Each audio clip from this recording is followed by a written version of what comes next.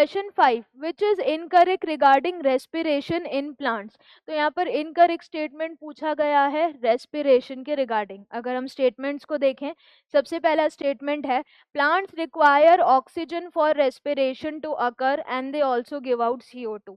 ये बिल्कुल सही है। रेस्पिरेशन चाहे प्लांट्स करें चाहे एनिमल्स करें, दोनों को ऑक्सीजन चाहिए होता है ग्लूकोज मॉलिक्यूल्स को तोड़ने के लिए, कार्बन कार्बन बॉन्ड को तोड़ने के लिए, एंड देन उससे क्या रिलीज हो रहा है, CO2। लेकिन अगर प्लांट्स फोटोसिंथेसिस कर रहे हैं तो वो CO2 एब्जॉर्ब कर रहे हैं एंड ऑक्सीजन रिलीज कर रहे हैं। तो यहाँ पर पूछा है प्लांट्स को O2 चाहिए होता है रेस्पिरेशन के लिए, बिल्कुल सही, and they give out CO2, तो ये सही है।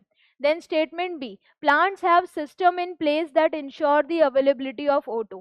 प्लांट के पास जो सिस्टम है जो कि ये इंश्योर कर रहा है कि O2 हो, वो कौन सा है, फोटोसिंथेसिस। क्योंकि फोटोसिंथेसिस से ऑक्सीजन रिलीज हो रही है और वही ऑक्सीजन इंटरनली प्लांट्स यूज कर लेंगे फॉर रेस्पिरेशन। तो यहाँ पर जिस सिस्टम की बात की जा रही है वो क्या है, फोटोसिंथेसिस। तो फोटोसिंथेसिस होगा प्लांट्स के अंदर एंड उससे ये इंश्योर हो जाएगा कि उनके पास O2 हो जिससे वो रेस्पिरेशन कर पाए। तो ये भी बिल्कुल सही है।